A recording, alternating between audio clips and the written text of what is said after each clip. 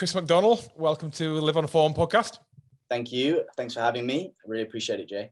So Chris, you and I have known each other a little while, and we've had a number of chats, but not really in depth. So good opportunity for me to, firstly, for me to get to know you, but secondly, kind of our community as well to to listen to you and understand about your your journey, your business journey, and also kind of athletic one, and into becoming a new father as well. So congratulations there. Thank you so much. So yeah, we've had lots of formal business chats, I'd say, haven't we, today? Absolutely. Yeah. Absolutely. But yeah, let's get into a bit. So sure. I guess as a brief bio and intro, Chris, you are founder and CEO of Black Label Creations. You're also a co-founder of Adapt Jiu-Jitsu, and also a little cool thing you just started called the Bitcoin Bottle, which is completely lost on somebody like me who has just got around to credit cards. So. Yeah, there are lots of things, I guess. BPLC would be the main business there, I would say. So we can move into that, but just give us a bit of flavor about your background. Where you were born, childhood, upbringing, things you like to do as a kid, things you like to do at school, things you didn't like to do. Just kind of take us back and set the scene. Well, if we're going well back, I as a kid, I was only ever at school, a specific school, for like 2 years. My parents were moving around a lot. My dad had a job in the MOD, so I never really knew what my dad did because it was all so secret, up until the age of like 22. Oh, cool. We moved around a fair bit in the country. So, I was born in a place called Malvern, and then moved to Fleet, and then moved from Fleet to Guildford. And in that time, I was sort of bouncing to different schools. And even did a stint at a boarding school for like 2 years when I was about 8 years old. Okay. So, school life for me, was just kind of getting through the years. I was never really an academic, was never great. I never really flourished at anything specifically. It was just average, and that's kind of where, I got through GCSEs, didn't do bad, but didn't do like amazing. And then went into A levels, and that's kind of where you want to pick your subjects and get more specialized into what do I really want to do, right? And that's kind of where I chose business, and I chose psychology, and film studies sounded good. To watch some movies and write some papers about movies. Absolutely, yeah. The next Quentin Tarantino. This Quentin Tarantino, I know, and failed business miserably in the first year, which is funny. Yeah, and then didn't really want to continue on psychology. I found that film studies was the only thing that I really sort of actually was getting good grades in. Okay. So, and I think at the time as well, I was probably partying a bit too much at my A levels. I was a bit of a wild child, not really focusing on getting to a certain point. I didn't really know what I wanted to do. So I was probably hanging out with good people, but probably just a bit more of a party bunch. And my attendance rate at A levels was poor. I think I had like a 15% attendance rate in my A level year, and I was never really in college. So I didn't do great. I think I got like 2 E's and a B at A level. B was in film studies. So I was like, okay, maybe I'm good at film, good at film studies. And that's where I went, applied to do film production at uni.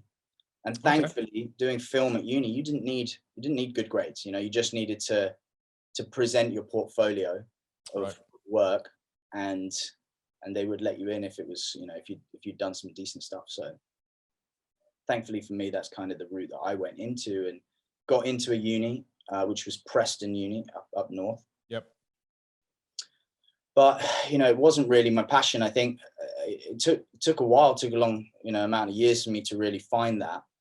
And it was only at uni where I really had a lot of free time, and thought, hey, I'd jump into like a Muay Thai class maybe. So there was a Muay Thai school there, and I remember going to my first session. I was in bad shape. I wasn't in good shape as a kid. I wasn't like fat, but I wasn't healthy. So you're not done sport as a kid, Chris? No background in traditional soccer, football, soccer, rugby, etc. Rugby, B teams, again, like just that mediocrity, just, was never really, but I'm a small guy at the same time. I'm not a big guy. So I was kind of probably athletically disadvantaged, I'd say, if you're going to do it to a rugby field, you know. But I enjoyed it still. It just wasn't something that I flourished at. But the cool thing about martial arts is you kind of get put into weight categories, you know. So you can actually compete against other people your size, and that's nice. So although I was always interested in it, though, I was interested in martial arts. I remember watching the early UFCs, and me and my mates, when we were like 14, 15, would meet up, put boxing gloves on and fight each other 3 3-minute rounds and have fight records against each other, you know. And that was in the back garden. In the back garden. Yeah, we used to do that. Ridiculous. And and that's kind of where I got like that interested in martial art, interested in UFC. I remember watching those early UFCs, but never really took up, because to be honest, there wasn't much, like, in terms of schools out there, like martial arts schools. I think how like few BJJ schools were about at that time, you know, where UFC was just coming about. It was, you could do in karate and judo, and that was kind of like your main martial arts, and then go into a boxing club. And there were Muay Thai gyms, but definitely not as many as there are now. Yeah. So your accessibility to good martial arts was quite rare, and definitely depended on where you were living. And that's sort of where, when I went to uni and saw that Muay Thai school, I thought, oh yeah, great, you know, let's go and do that. And all I wanted to do was train. I was like, as soon as I went to that first class, all right, I'm going back again, you know, and just got hooked on it. I wanted to get a fight in at an inter club. And then I realized that I was spending, at my first year at uni, all my time just training, you know, training and learning about how I can improve my training, learning about how I can improve my diet that will help me train longer and faster, and all of those things. And that's where I started to buy books, and I was reading and I was learning. And for the first time in my life, I was actually interested in a subject. And that was kind of where I said, maybe I shouldn't be spending $4,000 a year or whatever it was learning about film production, where I just don't care about it, and it's almost a chore to have to go and do the so I'm just going to shut this window. Pigeons outside which are noisy. You don't want a bird landing on your shoulder during you. Absolutely. I know. And yeah, so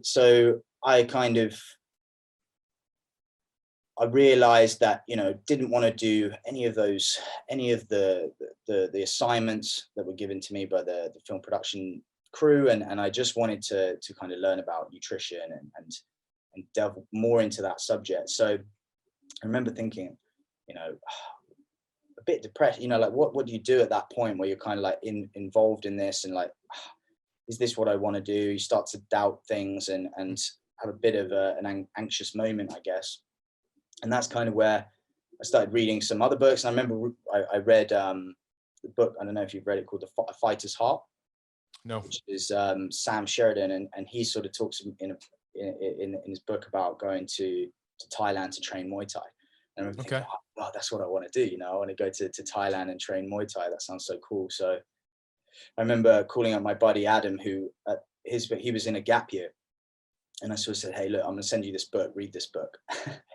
And then a few weeks later, he was like, man, let's go to Thailand and train Muay Thai. And I was like, yeah, sweet. Let's definitely look at doing that. So I remember speaking to my mum and saying, look, mum, kind of want to quit uni and go to Thailand to train Muay Thai. And she was like, no way in hell you're going to do that. You know, you just gotten into uni. You should focus on the studies. And I remember thinking, oh shit, but you know, I do want to focus on studies still, Mummy. I think that my passion is changing. I think I can do something with nutrition or health or something. So she entertained that, you know, she was like, cool, that sounds good. You know, let's have a look at possibly, you know, if there's an option, you can maybe change your course and do something next year that's different. So spoke to my tutors, and thankfully it was not too difficult to do that. You know, I definitely didn't have any kind of science background. That was the challenge, was I didn't have a science background. I didn't have any kind of A levels in biology or anything that was probably required to go on to do a nutrition and health course. And I definitely didn't have the UCAS points. But I spoke with the head of that department, and she was like, yeah, great. You know, like, sounds like, you know, you can come on and try it out. And at least in the first year, you're going to be doing a lot of A level stuff. So it's going to be a recap year almost for everyone. And that was where going in and doing that course was great for me, because I was able to learn a lot in that first year that I probably would have learned in A levels anyways. But went to Thailand. It was great. Honestly, one of the best times of my life. I remember just going out to Phuket for 3 months. So you did go to Thailand. So you went to Thailand in between finishing your film studies and then restarting the next year. Yeah, I left. I quit after just the first quarter of doing film, and booked a flight to Thailand for like February until something like May. It was like a good 3 months in Thailand to train Muay Thai, and I went to Tiger Muay Thai with my friend Adam, and yeah, it was crazy, and that was in something like 2010. So it was a long time ago, and I don't know if any of the listeners have like been to Tiger Muay Thai now, but it's such an amazing place now. Really? And back in 2010, it was pretty small still. It was well different to how it is now. It's like a world-class gym now.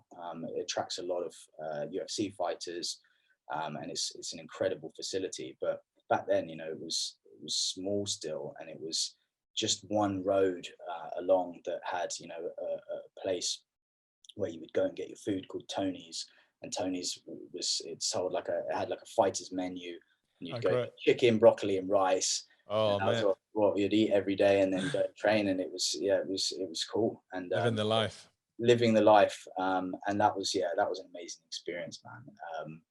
And then my university, I guess after that, my studies and kind of going into nutrition, and the path which I then took, which kind of got me here now, then began, I guess.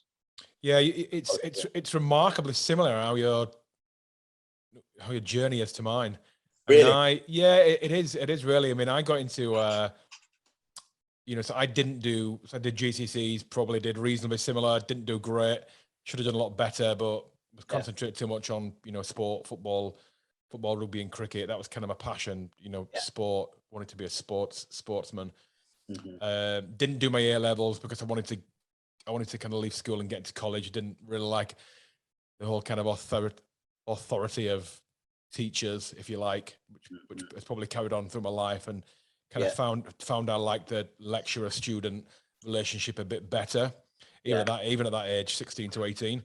And I did leisure studies and then leisure management. I went into a HND uni, which was we did it at Scarborough College, but I went there for a couple. But again, I had absolutely zero passion in my course, and I just started to get into training at 17, 18, just as I was starting back into college, starting uni. Really wanted to, kind of explore what that could lead to. Found a really good gym near where I studied, and spent most of the time, if not at the gym, I was at the gym doing a bit of training others. And then when I wasn't at the gym, I wasn't training others. I was writing about it and reading books and kind of just getting absorbed into the culture, and sort of decided then that I wanted to do, something in nutrition and supplements. Started reading loads of books in supplements and nutrition. Didn't really want to do my uni. Probably went half the time.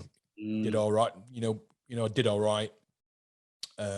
Got through it, but knew I didn't want to work in the area. But kind of use that time really to, I guess, find something that was really passionate about, which was led by my passion of working out and understanding how nutrition and supplements could affect you physically, physically, mentally, but also give you a real purpose and passion, and a kind of a drive in life, really. Yeah, but I think it's really, I think we ask kids to know exactly what they want to do at 16, and at 16 it's impossible unless you're a real outlier. At 18 it's impossible most of the time. It took me till I was in my early 20s to really work out what I wanted to do, and then late 20s to actually make that move to decide exactly what I want to do, and then we start a PhD. But it just takes a long time, unless you've been brought up a certain way and you're hyper, you're almost indoctrinated into a certain career, which again, that can have its ramifications, because if you're really passionate about something and driven to do it, or you're told to do it, and you believe you're passionate about it at 16, by the time you're 30, you could be burnt out and sick of it and looking for another career.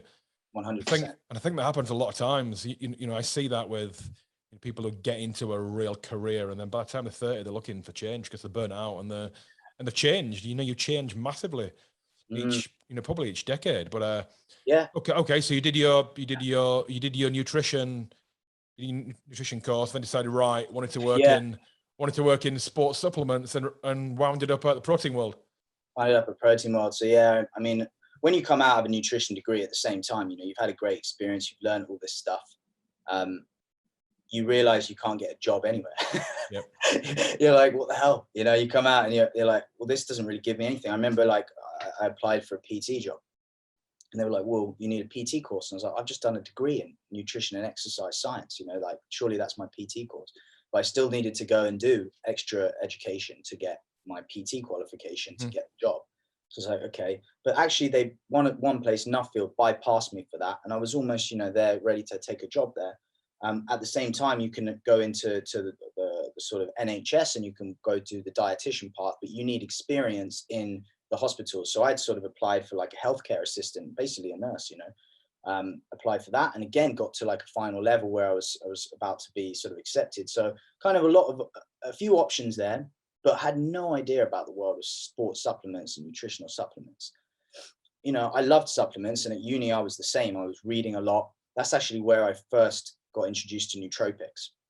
I took Alpha Brain, and it was phenomenal. It definitely helped me get through my exams 100%. Alpha Brain is so good for your memory, like, supplements, nootropics, those kind of ingredients. Alpha GPC is so good for your memory, and that's kind of where I remember you just need to focus on in those exams, getting the study that's in the back of the head. You have to write their names, you have to write the name of the study, and remember the date of which the study was. So when you're building your argument in the thing, you need to recall so much information. So that's kind of where I got into supplements. But I had no idea about how to get into the industry. So when I saw that job advert in the paper, Protein World, assistant to the CEO, I was like, wow, okay, this is interesting. I'm going to like hook this up straight away, message them. And then, they said, when can you come in for an interview? And I guess the role itself was not really like a nutrition role, right? Assistant to the CEO, I could have been doing anything. To be honest, he probably just wanted like a hot PA. I don't know. But it's really weird, because that's how my first employee started, almost as a part-time me. Yeah. I had too much to do. I wanted someone to come in and do the similar things to what I was doing. And what that enabled him to do is get a massive amount of mentoring and kind of, being thrust into the day-to-day and learning a little bit about every single thing. And then you realize, because I was like you as an owner at PhD, I used to get CVs and emails every day from people who finished uni and qualified in nutrition. And their belief in what the industry is completely different to how it actually is. They think that there's brands have got a team of 10 people out there and analyzing studies on a day-to-day basis and coming up with, formulas that take, 3 months to go through research projects. And that's just completely not what it's like. Yeah. No, absolutely not. So, you're right. And that was what was great for me in that role, was that I came in to a business and I was the first employee. And I was able to just put loads of different hats on. I was up in the warehouse, because they manufactured their own products and they had a little line there. So I was able to kind of just do manufacturing and see how the products are blended and look at recipe sheets and kind of see that. Then I was able to put together the samples and then actually go and sample them at different events. So we were kind of doing a bit of marketing there and learning about that and engaging with customers for the first time and learning about what issues they have with the products or in more information that they wanted on the products. And that was kind of the home which I found, was the listening to the customers, talking to the customers, giving them more information about how to use the products. And Protein World was it was a fascinating business, because at that time the industry was, you had bulk powders and MyProtein and yourselves, PhD, I think were around, but more in the retail space. And there was such an opening at the time for that real lifestyle female brand. And that was where like Protein World didn't even know that they wanted to be that. I remember going to my first sort of, I was handed like, here's our target market. and it was this guy, Ben. He's cool. He's 24. He likes Abercrombie and Jack Wills, and he doesn't really want to be associated with like a plain brand like MyProtein. He wants to have like a cool, you know, so the packaging of Protein World was cool, like a glass jar, chrome lid. It was all about being cool. And they had no idea that they were going to get so deep into the weight loss market. You know, the female weight loss market was huge for them.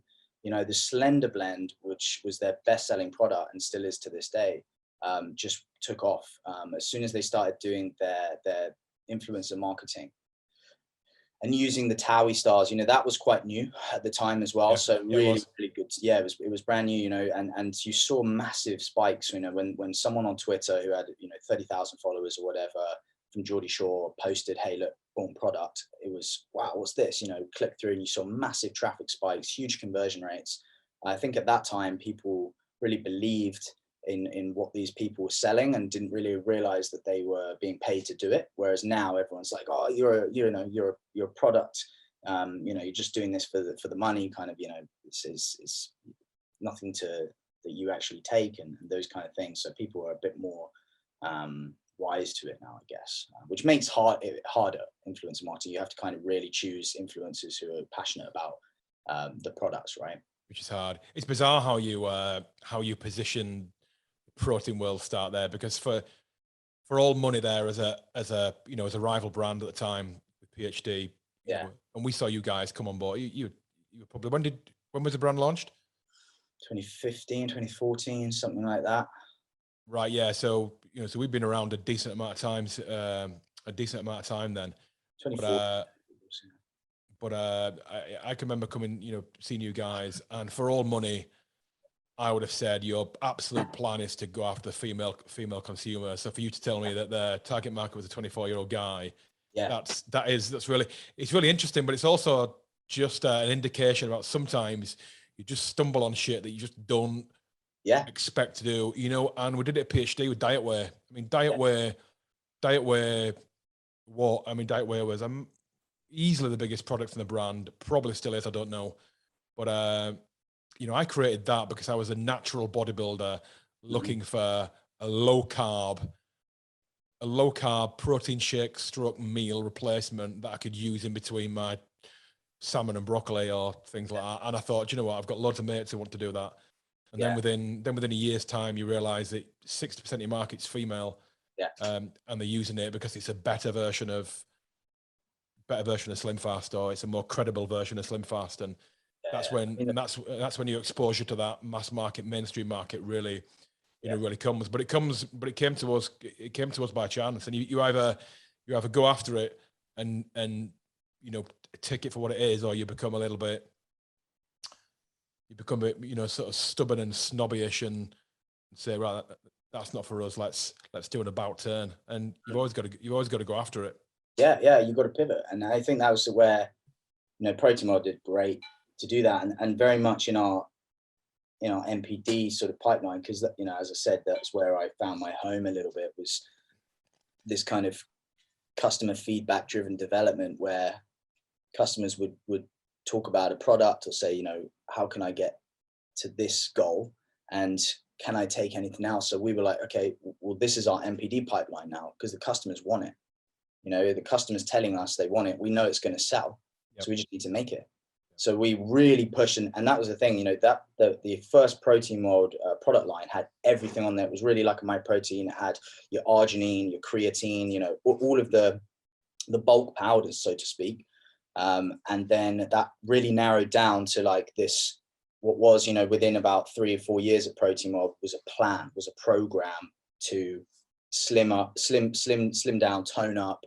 And it was focused on females and sort of weight loss, and I can't let you move off Protein World without telling me about whether you were still around at the time of the campaign. Yeah. I mean, that's what blew it up. Tell me a bit about that. Most exciting time we were there. I mean, it's crazy. We were obviously doing lots of influencer marketing.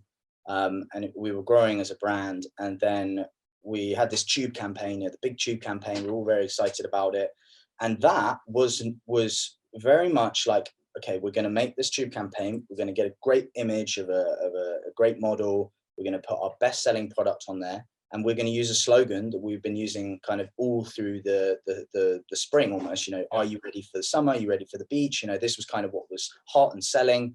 And it was all put together without the foggiest that we were going to have this big backlash, honestly. I can totally believe that, because I can see how that came from a place of the industry and complete innocence. I can see that, and I can see that. And I also remember thinking that the backlash was kind of the start of the move into you know, sort of mass hysteria around moral offense. I mean, this was just a girl who trained and was in great shape, right, and wanted to go to the beach and look good.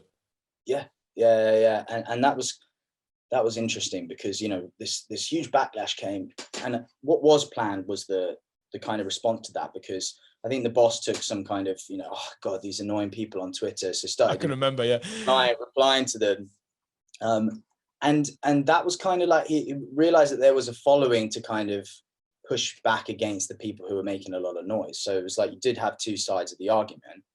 And when he realized he got some supporters here, it was like, let's actually do that. Let's push back against it. Let's not give in to it, and say we're sorry and we're going to take it down. It was like, no, we're going to keep this up there. You know, everything's going great. You know, sales are going great. And it was kind of this pushback that has now ended up in like, I think they put this protein world advert in some kind of university courses now, for like a sort of a demarketing, you know, like do something that kind of creates a big hoo-ha in the press and get all this free press, because, you know, we got all this free press all over the world, and it definitely helped the business in terms of sales, and you know, well done. You know, it was a great campaign for the business, and really rocketed them from, you know, I think about 5 million to like 20 million turnover for that year, I think it was. Wow. Yeah, you see, it's interesting, because we always, in the outsider, you know, brands, I guess we always speculated, and I guess we always speculated what the campaign and the backlash had done. And you'd have the more, you know, traditional, seasoned professionals who would say, oh, that's them finished now. And I'm like, no, this is the start of, not the start of the internet, but it's the start of social media. It's the start of things being viral. It's the start of, you know, campaigns that work being controversial, even though yours wasn't meant. I could see how that was not meant to be controversial coming from the industry, because that in the industry was quite norm. It was the fact you took it out of the industry and put it on the tube station. At the time when, you know, sort of Twitter was becoming a bit of a, you know, a kind of bit of a cesspit in terms of people, you know, kind of weaponizing offense, really, if you like, you know, where we are now. I mean, you guys did that now, and the backlash would be tenfold. I mean, the support would be as aggressive, but the backlash would be tenfold. Yeah, it was at a pinnacle point there, wasn't it? You know, this right at the time. Right at the time, and now it's definitely, people are a lot more sensitive to it. So you would never get away with that again. I mean, I always admired at the time, maybe not sometimes his choice of language, but I always admired at the time that the founder just, you know what, he just owned it, stuck to his gun, didn't apologize, didn't didn't sort of show that kind of corporate cowardice that you see a lot now. And as soon as you back down to people who shout loudest, well, that's it, you're finished. You're always only going one way. You're always only going backwards, and you're always only going to be owned by people who know that if they shout loud, you're going to get, you know, you're going to give up, and you're going to go back on your word. Yeah. So you know, I can remember the time some of the things he probably said were a bit close to the bone, but the fact he didn't back down, kept going and owned it, I kind of had some respect for you guys. And I think that was the right way to do it. And, you know, listen, going from 5 to 20 million, I would never have guessed that. That's kind of shocked me now. So, that just showed at that time, you guys were, well, if that took you from 5 to 20 million at that time, you guys were bigger than PhD when that was going on. And, you know, and we'd have been around the 15, 16, 17, 18 million mark at that time. So that was a massive kind of campaign. So how long were you there, Chris? I was there for 5.5, almost 6 years. Yeah. Okay. And you moved out, and, you moved out because clearly, ambitious guy. Yeah, I think I'd gotten a bit bored within the business. I think, and I think this is a natural thing for people every like 5, 6 years, is that they kind of need like a new challenge. I'm exactly the And same. Yeah. I mean, my dad always used to tell me that, change your job every 5 years almost, just for your peace of mind. So I think naturally I was just kind of coming to the peak, and I built myself up in there. I had a great reputation. I had a good team. I kind of, in terms of my skill set, felt like I couldn't really learn too much more unless I was going to go to someone in another department and be like, oh, teach me about cash flow, and I did that. That's definitely to the end when I knew I was going to set my own business up. I was really like interested in all the other departments that I wasn't so skilled in. But I definitely felt that itchy feet, and I was reading a lot of books. I think I read like Entrepreneur Revolution.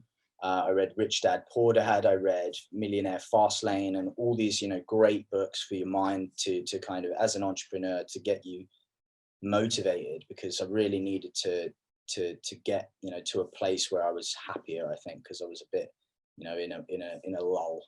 And that's kind of where you start to like just envisage different businesses, and you never, like, for me, I didn't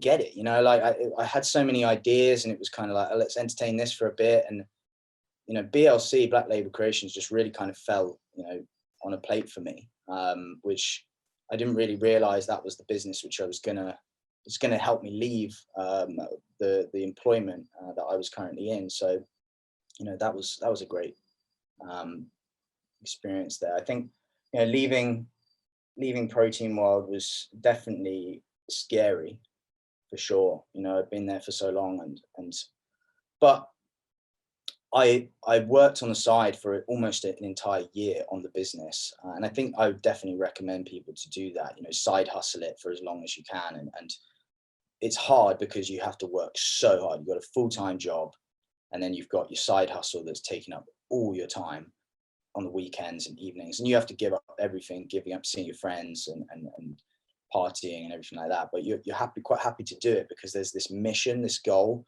and you kind of think like, yeah, but if I just do another weekend on this, it takes me that next step closer to this freedom, of being able to step out and sort of take the reins on my own project. But I can go into how I stumbled across BLC if you want. How it kind of absolutely, yeah. And then tell us a bit about the puzzle you're trying to solve, I guess. Yeah. So my skill set, really at Protein World I was the head of MPD, head of product, and going from concept to launch was what I did. And we would have the meetings with marketing, with the boss, and we'd be like, okay, what do we want to launch this year? And we would envisage different products to launch. And my team, my skill set was taking that idea, developing that product. We'd like to do it in-house, so we kind of like to work on the recipes in-house, work on everything on a small scale. We had a recipe development kitchen, and present that to the team, do a little bit of testing, get to that kind of point where we signed off formulas. So we built a little process in-house that enabled us to do really fast development and launch things quite quickly, right? Yeah, exactly. We also had the manufacturing facility, but if we didn't, we would then outsource it. We would find someone who did the specific sachet size, whatever it was, and send our ingredients or whatever over to them. So that was my sort of skill set. So the way I stumbled across BLC was a startup business at the time. I was actually friends with my boss, and he said, look, like, help these guys out. They want to set their products up. They're having a bit of a tough time. And spoke with these guys, and they said, look, we're working with these couple of manufacturers, and they're just really, really slow at getting back to us. We've been working on this for like a year. Every time the samples come back, they taste bad. The price is really high. They had all these problems. So I said, give me this, recipe. Let me check it out. I was like, why they put this in that, and why haven't they told you that this ingredient that you want in this dose is actually going to taste like terrible? And that's what you're tasting there. That's the unpleasant ingredient. So you're going to have to think about that and go, well, do we take that out and put that into a capsule? If you want that ingredient in there and you want this in part of the customer's life, take that out of the formula in the taste, because it's actually spoiling the product. So it took them through that journey of going from kind of where they were having, you know, real issues with their manufacturer and not getting anywhere. And it took them a year to, within a space of about 2 months, we'd rebuilt the recipe. I had sampled everything with them at my home. I'd sort of built a little kitchen at my house, and they were ready to essentially place their order. And what I did then was say, look, here's your recipe. This is where you're going to buy everything. The way that when you do it like that, you know, when you go to the direct to source of all the flavors and the ingredients, and you're buying things at cost price, and you send them to a contract manufacturer or a co-packer, you really infiltrate margin, and you can really cut down your costs, because you sort of know exactly, pinpoint what everything costs, and you can even negotiate with those suppliers and ingredients to get the best price. And then your manufacturer is charging you a labor rate, and that's kind of where we, as a business, you know, we took that model on, which I can get a bit more into. But I was able to get their product down, when they were speaking directly to a manufacturer, about £15 to about £9, which, you know, and a better product at the same time. So after that, and I got paid a bit of cash, I was like, cool, you know, like, but I felt like I had the makings of a bit of a business there. I was like, you know, what if I actually managed the supply chain for them? What if I bought everything, delivered it to the manufacturer, and then delivered them the finished unit, made the whole process easy for them? Because to be honest, me giving them all that work and saying, you know, go and order this, exactly this quantity from here, exactly this quantity from here, it's still a supply chain job. And they were, you know, a couple of guys starting up, so they were a bit lost still. So it would have been easier if I could just deliver that product to their door, and instead of charging them £9, you know, which it costs, I could charge them 11 and still undercut the competition by quite some way. And then I realized they were placing an order of like 2,000 units. So I was like, that's £4,000. I got paid like £400, you know, to help them out. So, you know, 10x my income from it. I was like, this is interesting. And I felt like the skill set I had, you could really kind of work with a company to make bespoke products, something that they really wanted, something you could give them the consultancy experience and save them money, get them a better product, get it delivered to their door.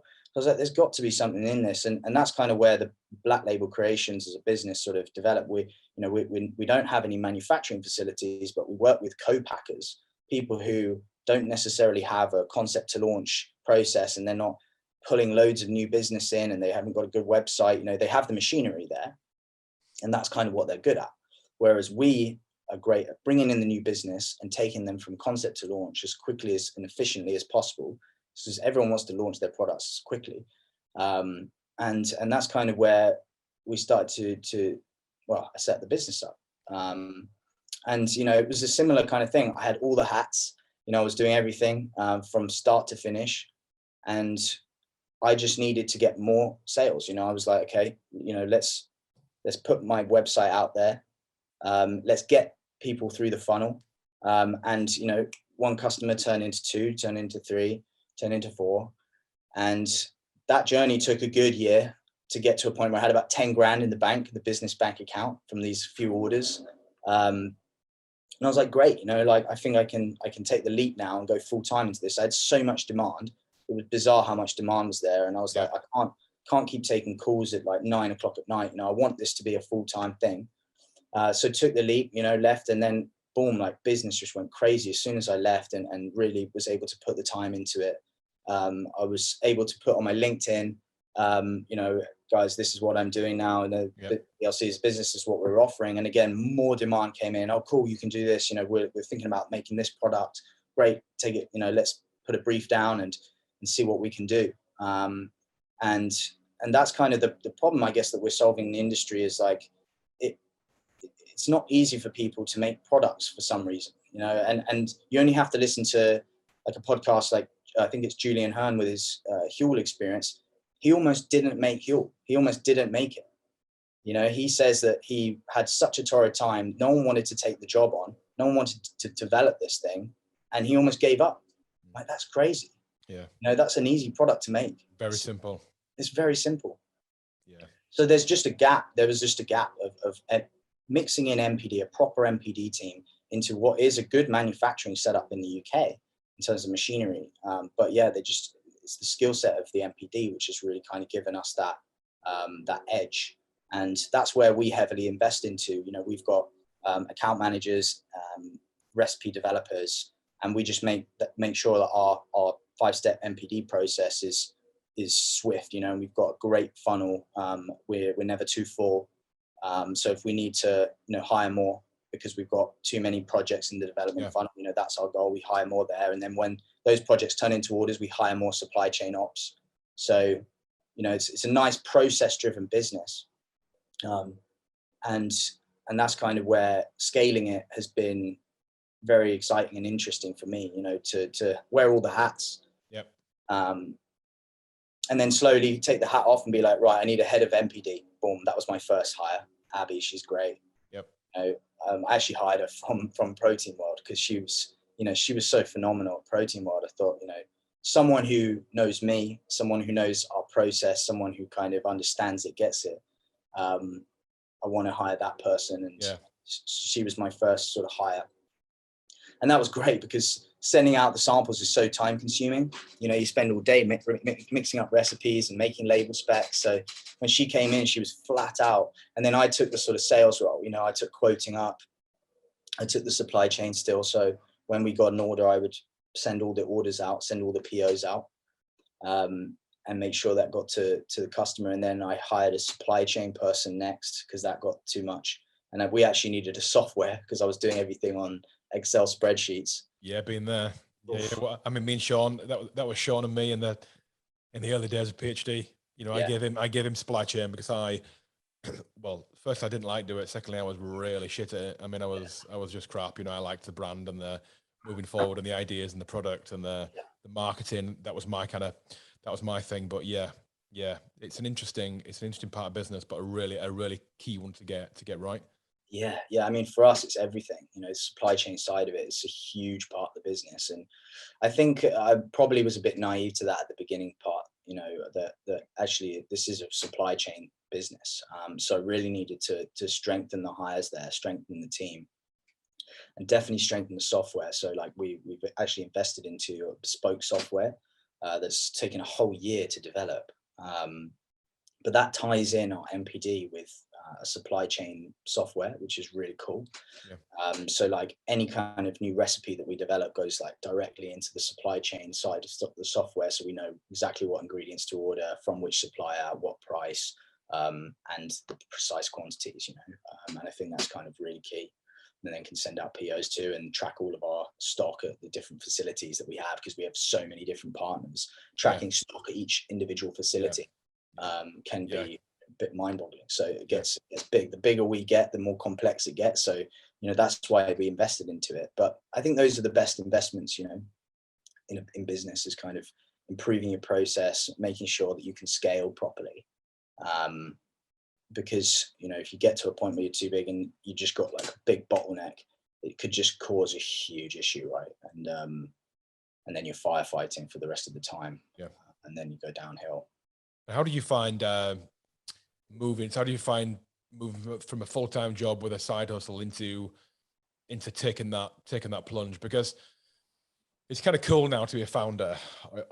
It's cool to have founder next to your bio, or it's cool to be a CEO, and it's kind of made to sound quite simple and really, you know, cool and a brilliant lifestyle. But, you know, the reality is, and the irony is, it's massively stressful. You know, when you've got all the skin in the game. You know, you've got everything to win, but you've got everything to lose. And you've got all the pressure on you. And it was I can remember the first certainly 3 years at PhD before we really started flying, and I could bring in staff. And even then it was stressful, but those first 3 years were, you know, tremendously tough. You know, looking back, really thankful for them, because I think they'll build a certain resilience in, you know, in business and experience that unless you've been through, you can't begin to explain. So I think how did you find that, you know, that plunge on your mindset? How did it affect the, you know, sort of the rest, you know, the rest of your life? I guess you were without children then when you did that, which always makes it easier. Certainly was for me. Well, I the same time as saving up that 10 grand to make the leap, you know, I moved home with my parents, and I was like, I've got to minimize all the risk here. If this doesn't go quite to plan, you know, I can still carry on for like 6 months, you know. But as soon as you start hiring, and as soon as you get customers and the customers get bigger and the orders get bigger, the stress comes with it. And I think most of the stress from our side comes in supply chain, you know, an ingredient stuck somewhere causing delay.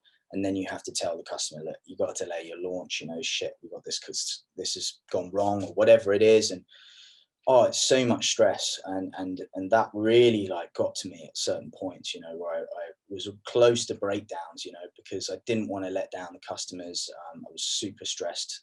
We had such a big responsibility to deliver on things, and just a couple of weeks delay would just kill me.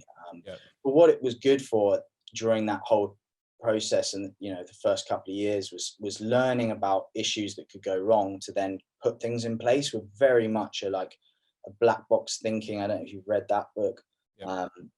Great book. And we really do analyze, like, okay, what's gone wrong with this particular thing that we've done? What's gone wrong with this order? We analyze it. There's no bullshit. There's no like, oh, you did this. We point fingers at a certain person. It's cool. Like, that was the mistake. Let's put a process in place to make sure that mistake couldn't ever be made by anyone in the business ever again. Yeah, that's the right thing to do. Let's put that in place, and then, you know, we're going to follow the new process. So we're really process driven, and every kind of issue that happens, we just say, cool, it's happened.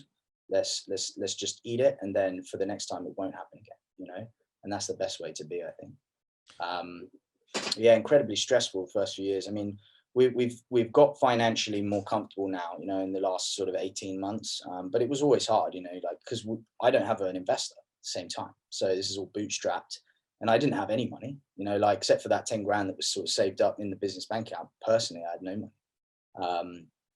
So, you know, it was all riding on the cash flow positive model that it was. You know, I don't have to invest my money in the products. We were taking a 50% up front, and that was great. We could get the money in, we could pay the suppliers, and that was great, you know. And the business bank out as a group was just like, cool, I think I've got enough money to invest in someone, and you've got to take those risks at the same time. Yep. And you've got to think, you know, like, this could all go wrong. I remember saying a couple of times, you know, like, right, if this doesn't work out over the next few months, we're done. You know, just made a couple of big hires. It's going to cost a big amount of money. They need to add the value, you know, you need to come in, and our revenue needs to go up quite quickly. And thankfully it did, you know, like, thankfully, like, actually bringing people into certain places, we were able to make more money, you know. It wasn't actually until like second year, where I think it was second year, where we really invested in our sort of branding side of the business, because we had so much demand there at the same time, but not enough to really set up like a whole team. And I was working, you know, I got in contact with a guy who used to work for a supplement factory, and he was probably, I loved his work, you know, probably one of the most skilled person in the industry. It's James Mercer. And I spoke to James. I said, look, can I take you out for lunch? And I went to go see him in London, and I sort of told him the idea of BLC back when I was just toying with it in that first year as a side hustle. And he was like, I'm in, I love it. And that was great to hear. You got someone who's kind of like, thinks this is a good idea. Fantastic, cool. So then, like, I worked with him on the side, like a freelancer. And whenever we had a project in, someone needed a new logo or packaging design, I'd give it to him, and he would give me a price, and I would just mark it up and be like, cool, you know, and we would deliver on that branding project. And then I remember him giving me a call and saying, look, I need to kind of leave my job. Like, I feel like I'm itchy feet, and I would love to become part of BLC. And so I just don't know if we have enough work. You know, we have like 1 or 2 branding projects every like few months. So I was like, oh, it's a big risk, you know. And he was like, I'm going to take a pay cut, and if we can make back, you know, in the first month this amount of money, like, we'll take my pay up to here. So I was like, okay, this is a deal, you know. Everything's a negotiation, right? So took that, I was like, let's do it. And in that first month, we made like 8 grand or something like that in branding, just from him coming in and being like, on his LinkedIn, we're doing this, you know, here's all of our services. And I'm like, this is just great, you know. Like, we were able to to start flowing in money into the branding side of the business. And then quite quickly, I realized I didn't know how to run a branding agency. That was one thing. No idea how to run a branding agency. Like, it's totally different. Everything is a matter of like time for your money. And if you're spending too long on revisions, you're going to get burnt.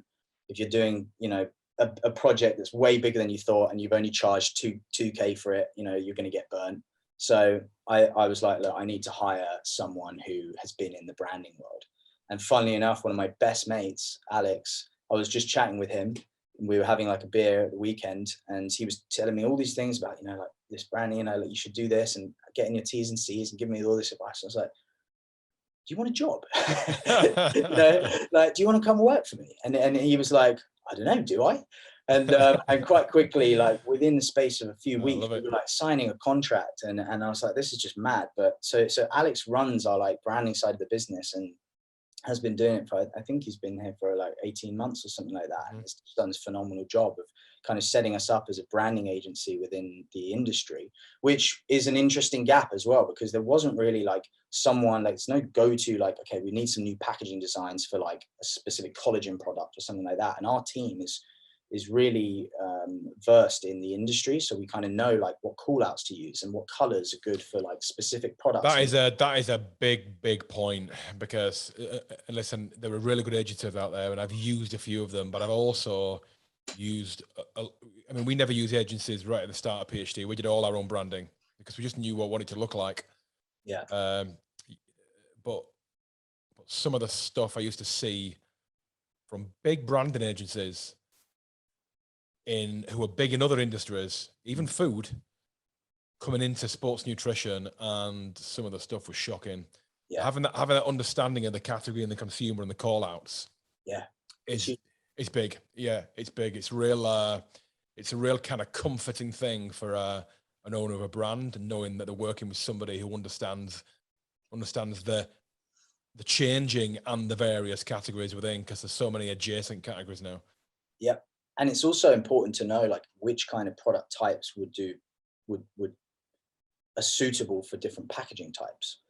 What can a tea go into, or what can a coffee go into? Like, it's all good, like you've made this amazing visual and the mock-up, whatever, but can that even run down a production line? Like, is this going to cause me a problem when I actually go to make it, and then we actually have to redo all the artwork? And that's kind of where we're really strong as well, in that sort of area. So we've got that set up now. We've got kind of a really nice MPD process. We've got products coming in. We make products efficiently to a great quality, bespoke to a customer's requirements. And then we have a branding team who can design everything up as well. And we often have projects where someone comes in and they've got that pure concept and they need everything done. Or you have a business that's already established, they've got their logos, they've got their branding, and they just want to create a new line, a new range. And that's where we can help as well. So we have a good mix of customers, I'd say. Like HMN, you guys, you'd had all your branding and everything, but you needed product. You needed a good quality product, and Flow is an incredible product. Incredible. How did I guess those first couple of years of business, how did it affect your you're passionate about so Muay Thai, and I know you do BJJ and training. Did that suffer in the first few years when you're hustling and you're stressed, or did you keep going? Was that your kind of thing that kept you sane? I always say that there's 3 areas in life that I try and focus on and review. Like there's wealth, there's health, and then there's your relationships. And those kind of 3. And I always say, trying to work on all 3 of them at the same time is almost impossible. You can be great, business is going well, relationship strong, but you might have skipped a few gym sessions, and you're lacking that area. To do all 3 of them, I think is, if you can do all of that, you're golden, But it's often that number 3 that falls down with people, the relationships. It's often business, crack on, get to the gym, hit my work, but haven't quite gone on a date in a while. And that was me for the first time. So I was able to focus on health. I was able to focus on wealth. And actually, funny enough, Jay, you know, like when I did leave Protein World, because I'd had that experience in Thailand, my dream was to basically be able to work and live in Thailand. I was like, how cool would that be? And because of the remote nature of the business, I was like, well, my new office is going to be in Thailand. So I remember quite quickly just packing my bags and being like, I'm going to get on a flight to Thailand. So I ran from Thailand for the first sort of 6 months after I'd left. Wow. Okay. And my routine out there was great because I was able to wake up in the morning, go to morning BJJ, like 10 a.m., get a lot of work done. And then UK wakes up around 2 p.m. So I'd go to a cafe, do all my calls, do all my work there, and then kind of go to an evening BJJ session about 8 o'clock. And that's kind of where it was a little bit hard because the UK doesn't go to sleep until about 2 a.m. So you'd have a couple of late nights sometimes. But as an experience, that was probably the best time in my life, was actually out there in Thailand, living out there and working and having that routine. It was phenomenal. So why'd you come back? I almost had to, you know, the business kind of grew to a level where we needed an office and I needed to really be present. You know, I was present and I was always available, but I needed to be there. I needed to hire, I needed to meet people. And that's kind of the decision I had to make at that point. And that's kind of, you know, I've met my sort of partner out there, and she was from Russia, and taking her over to the UK was going to be a challenge. So like Thailand was a great middle area for us. So we had this kind of decision. I was like, look, I've got to go back to the UK to really set this business up. We're doing well. It seems to be flourishing. I think I can turn this into something much bigger, but I need to go back. I need to run it from the UK. And that was the decision that made there. So I remember coming back sort of like June. And then that was when I fully hired James, and we set up the branding side of the business. And then we got our office in Isha. And then we hired a couple more developers, and we just really took off at that point. So it was a good decision, to be honest. It was a good decision. And I definitely felt less stressed from having to kind of take those calls when you're in a cafe with bad Wi-Fi and trying to run a business in Thailand. I think my employees would have killed me if I'm out in Thailand enjoying myself running the business and they're in the UK, you know, so it's not a good look. So, you know, came back, built a business. Yeah. Got a few other businesses going on as well. And just become a new father. Yeah. So, the other businesses, we've got Adapt Jiu-Jitsu, which is, you know, it's a clothing business. It was something which me and my mates just wanted to do, create these products which we liked. You know, it was as simple as that. You know, we don't like the products that are out there at the moment in the jiu-jitsu industry, in the clothing industry. Everything's was quite aggressive. You know, tattoo patterns and tribal this and, or, you know, the Japanese writing up everything, and it didn't quite resonate with us. We wanted to be minimal. So I'm wearing one of our t-shirts now. But we do, you know, t-shirts, hoodies, rash guards and shorts, and that's going great. You know, we've actually built a little like London-based community with that. Okay, yeah. And the product, the feedback we get on the products is so good when people actually try it and they go, this is the best rash guard I've ever tried. Or this is the best shorts I've ever owned, is what we hear all the time. And again, it's just because the passion that we put into it. We spent loads of money on just samples because we were never happy with it. If you're making that product for you, you're like, no, don't like it, send it back, exactly. Give me another one. Yep. And that's kind of where, you know, it's good. But we don't spend any money marketing. We don't have a budget or anything. There's no P&L. You know, that's the benefit of being a consumer, isn't it? I always thought that, you know, At PhD, I was making products for me. Mm-hmm. At Human 24, I'm making products for me. Yeah. Products that I want. Therefore, I'm only going to give myself the best. Mm-hmm. I'm only going to I'm taking a massive amount of time to make sure I get the right things. Yeah. I'm going to make it taste great. I'm going to make it work. I'm going to make it, you know, and that was, and that's the beauty of being the consumer, isn't it? It's like, it's easier to create a brand when you are the consumer. Not always possible for a lot of people, but when it is, it's fantastic. So fatherhood, how old's the young one? Boy, girl? 3 weeks, girl. Okay. Yeah. Crazy, but amazing. You know, honestly, one of the best experiences of my life, and just so grateful for it. I definitely have a new respect for women after sort of being there for the labor. Yeah, Wow, mate. what Yeah, it a is. crazy experience that is. Yeah, it is horrendously difficult. Yeah, I completely agree. Yeah, You can get prepared as much as you, and that's just from a guy's side, right? So imagine how yeah, hard it is for a woman, but you yeah, can get prepared as much as you want for the birth, but nothing prepares you for it properly. yeah. So being the sort of the human vehicle that delivers the baby must be. I mean, it's just unbelievable. It's unbelievable, It is. and the whole journey and the process, and yeah, just having a little baby girl, it's great, and sleepless nights, they're not too bad, not too bad. We're doing sort of shift work at the moment, Yeah, so that's picking the way and to do it. shift, Yeah, but with my injury at the moment, I can't even like really hold the baby. So we spoke about it a bit before, Jay, but yeah. You've got a pec pec major, tear.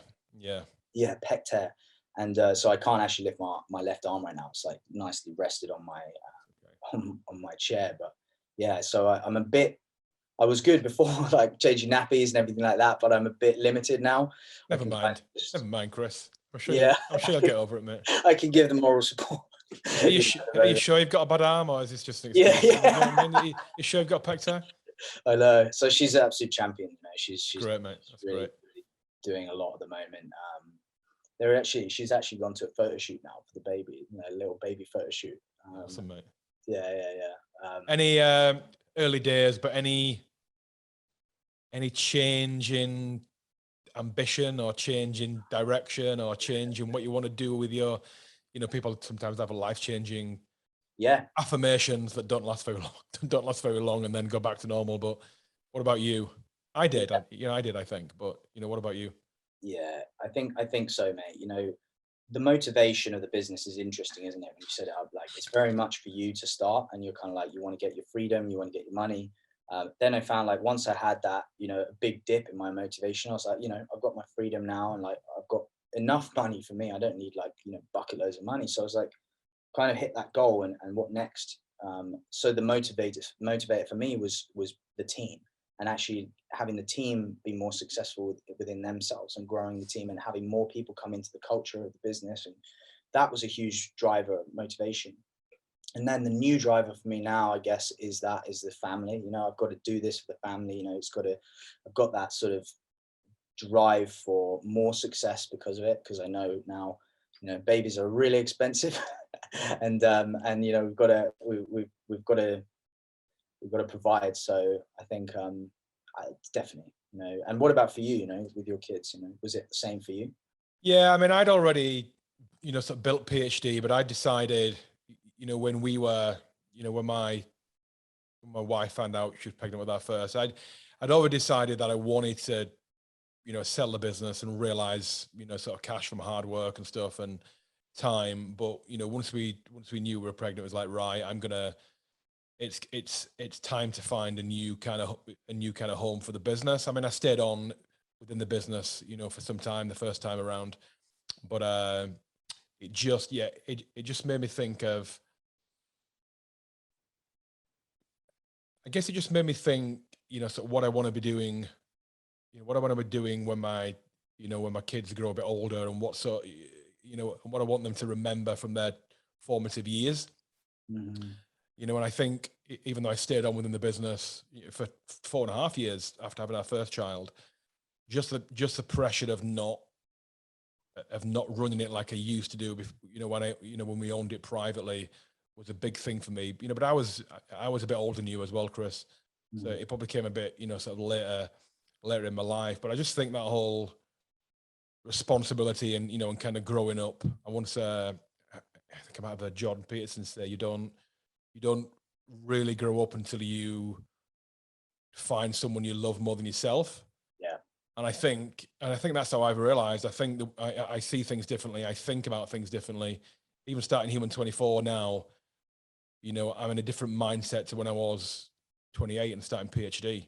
Yeah. I see things differently, and I don't make the mistakes in an all-consuming mental kind of way that I made when I started PhD. Just because I'm older and I've got that kind of balance now of, I guess, understanding a bit more about who I am and where I am. Mm. That's profound. I like that. It's a strange thing, but you know, I think it's you know, I think it's a brilliant thing. I think how old are you, Chris? 31. It's a great time. You know, I was 38 when I had our first son, you know, so I'd done another 7 years in business. Wow, Yeah, interesting time. Listen, I hope you continue to get some sleep, and I hope yeah. I hope the pec heals as well, and you continue to Thank you, mate. you know, you get back to be able to carrying your daughter, because that is a bicep killer, believe me. I mean, I had more injuries. I've had more injuries over the last 4 years carrying my children wrong than I have in, you know, 20 years of lifting weights. It's Yeah. you get some serious bicep and rotator cuff tension carrying kids around. Yeah. Oh God. Anyway, Yeah. Chris, to finish, mate, what's next? What's next for Chris McDonnell? What's next? What's next? I mean, we have a huge, I guess, kind of new thing ahead of us with BLC, which is to kind of get into the US market. Okay. You know, part of our the way that we're set up, and we have different co-packing facilities, gives us great versatility to have a cross-border model. So if a customer in the UK wants to go and sell their product in the US, the worst thing is to get it made in the UK with a goddamn 10-12 week lead time, get it on a boat, ship it over 3 weeks on a boat, get stuck in customs another 3 weeks, you know, loads of duties to pay, and then you finally get it at your destination. So actually manufacturing domestically within the regions is the smartest way. And we want to set up a network over there. We're kind of really already there. We've got a manufacturing partner in Florida, and we can replicate recipes and replicate supply chains. You know, we might be able to buy pea protein over there, which matches the same quality as, you know, over here in terms of taste, texture, and solubility. And therefore, it makes it really easy when a customer says, "Look, you know, let's go over to the US. We can do it, you know, and have a 10-week lead time over there and sell the product, same product." So for consistency, I think that's great. It's a great offering. It's a unique offering. And then likewise, if a customer in the US wants to do the same thing, come over to the UK, we'll be able to offer that same kind of service, change the labels, you know, make sure everything's smooth, take away all the headaches from it, and have their product selling in the UK market. So that's the next big thing for us, BLC.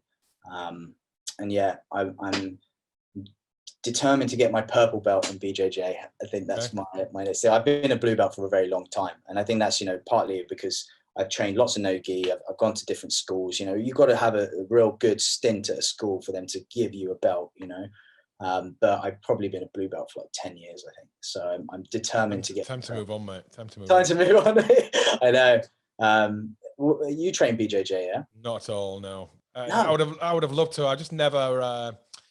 I just did football, and then when I came out of football, you know, football, cricket, and rugby, then athletics, and then got right into natural bodybuilding, and just became really kind of entrenched in that thinking for far too long, and then started a business. And then when you turn around, you're at a certain age, you think, shit, I'd have loved to have done more martial arts. I took my little boy to kickboxing, and I've taken him to BJJ. He's a bit too young to listen enough for BJJ, but he loves kickboxing. He went last night and he got a sidekick in the gut, started crying. His kind of sparring plan is he marches forward, winging hooks in, and kind of is a southpaw, hooks and straight lefts, and he beats everyone. But unfortunately, last night he got a sidekick in the tummy. So he's now learned he better be a bit more strategic in his planning and use his defense as well, which is a good lesson in life. Yeah. Well, you should try some BJJ. Yeah, I always worried about my joints. My joints giving up now. My knees. I always hear Joe Rogan talk about his knees and his things and his. So I always think, do you know what? I kind of if I'm not able to go in the gym most days and I have to have months off, I think I don't know. You know, well, mentally it would play him. With like leg DOMs is honestly the worst thing. So you do end up cutting down your gym when you train more BJJ. Yeah, sure. So if you love the gym, but you know, BJJ is a great experience. So I think everyone should definitely try it. I can live my BJJ experience through my young son, can't I? Yeah, you can do that. Yeah. Cool, Chris. I'm going to let you go. Thanks so much for your time. It's been Thank you, mate. Really it's been appreciate great it. to chat. All the best with BLC and the other ventures. All the best with the fatherhood. Hope you get some sleep and yeah, man. All the best in 24, and yeah, great brand, great products, and thank you so much for having me on the podcast today. Really appreciate it. Great. Cheers, Jay. Cheers, Chris. Bye bye. Mate. Bye bye.